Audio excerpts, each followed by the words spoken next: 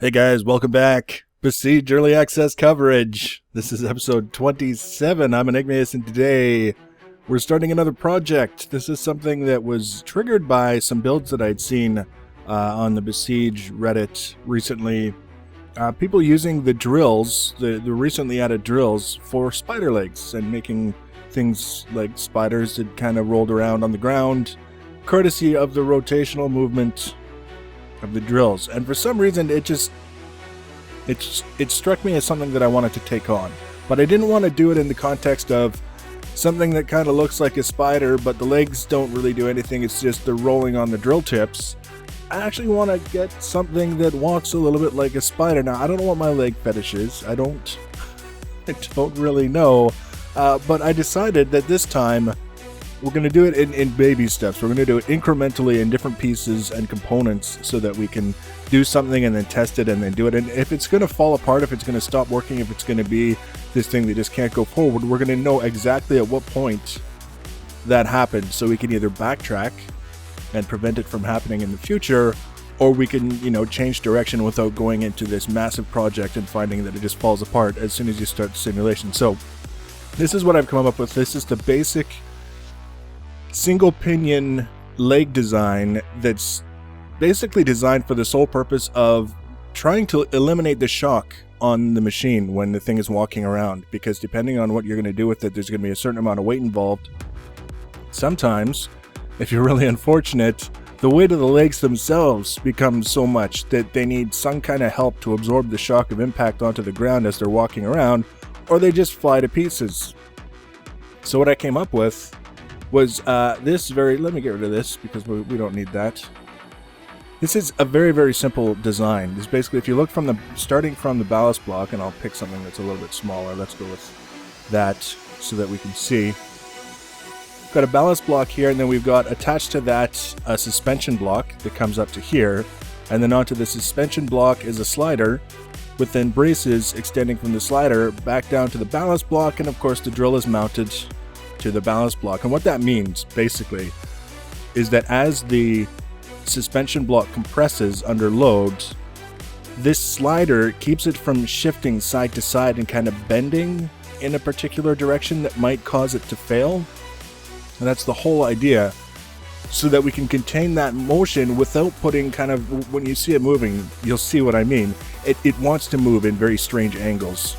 So if we don't control that in some way by making it a little bit more rigid by way of the slider, we run the risk of, as soon as it touches the ground, the whole thing just flies off. And specifically in this case, I made, again, a giant cluster of wooden double blocks for weight, connected, of all things, by all things, with braces.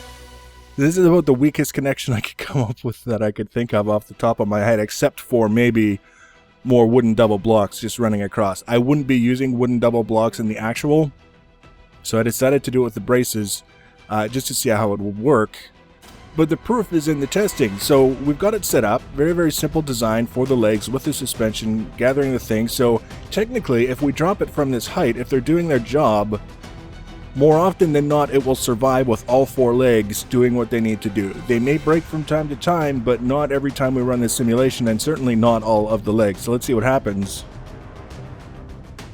So you can see we broke there on the slider. Both braces broke off of the slider, and the suspension is just kind of sagging there. But the other three, are okay. Now this isn't perfectly balanced. You can tell, sort of with all these things dangling off the front. So no matter what I do, unless I were to make the effort to perfectly balance it, these guys are going to want to lean from side to side. So I'm not worried about the fact that, these guys are sitting lower than these ones over here.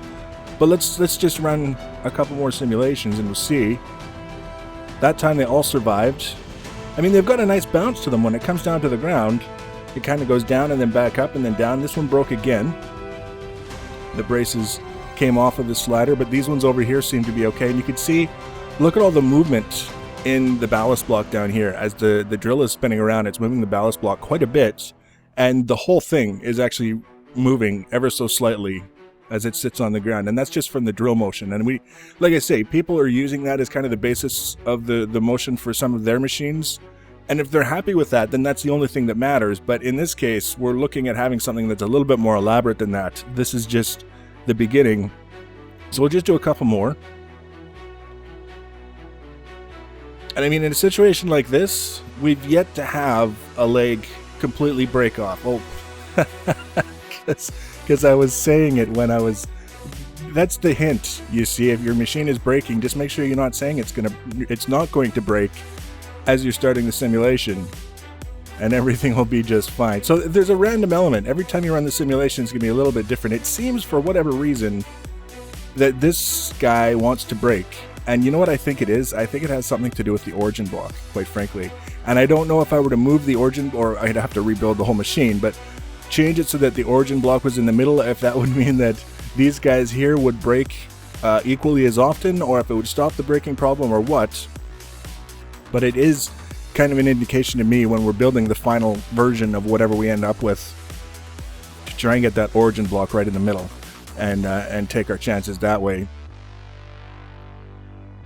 Because it's always that one leg that seems to be having the difficulty.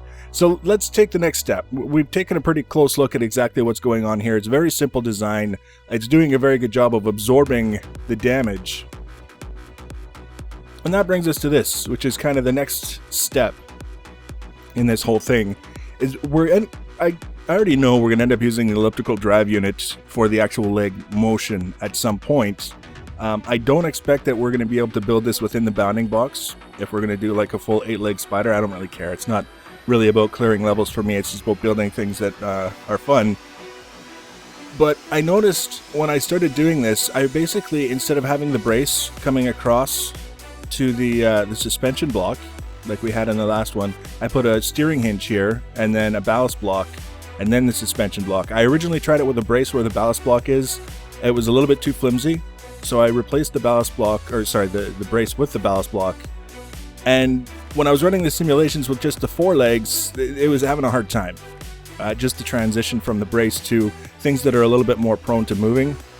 As soon as I added these 2 front legs, which are identical to the ones that we had in the previous machine, everything seemed to sort itself out. So the whole purpose of these steering blocks, the steering hinges, is it's the beginnings of the motion for the leg. We're trying to get a feel for what we need to do to get these legs articulated in a way that looks interesting and that works. That's it. Those are the 2 criteria. Looks interesting and works are the only 2 things that I'm worried about.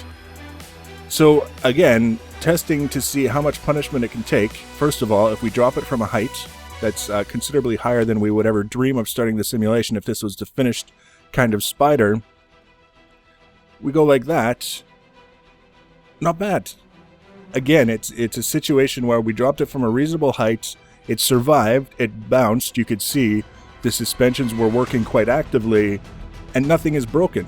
But with the steering hinges, we can kind of move the legs. And already it's starting to look a little bit spidery.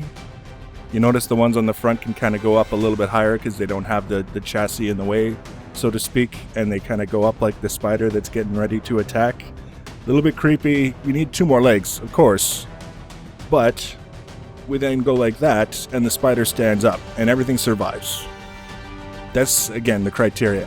It's starting to look interesting, and it works. That's kind of the thing. But remember, this isn't about just, the spiders taking a nap, and then, oh, now we're starting to get some breakage. Let's just do this again. Oh, I did the wrong button again, and of course it's going to break. There we go. So we got the spider in nap mode.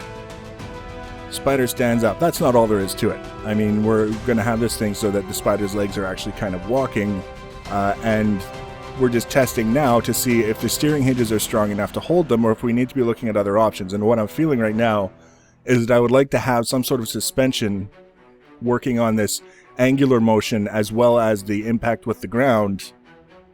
And then once we've got that in place, then we can work on, we actually have to replace the steering hinge with something else so that we can change the motion based on drive wheels instead of keybinds, because that's kind of the whole idea, is that once you set the legs positions, you should just press one keybind and all 8 legs will start moving in a way that makes it look like they're working independently and walking like a spider. And that's kind of the whole idea.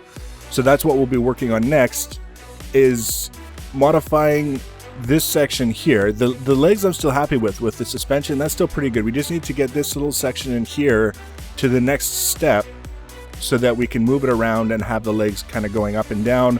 And then we'll work on getting the legs moving sort of front to back so that it actually looks like the legs are propelling the spider forward. And then we can work on whatever it is that we decide we want to do for the front of the spider, aka mouth, the really icky part. And then we'll have this crazy kind of spider thing that hopefully is as much fun to goof around with as it has been to build so far. Or it could just all go to crap before the next episode. But if you want to be notified when I add that episode and find out what happens, you can always subscribe to my channel. You can follow me on social media.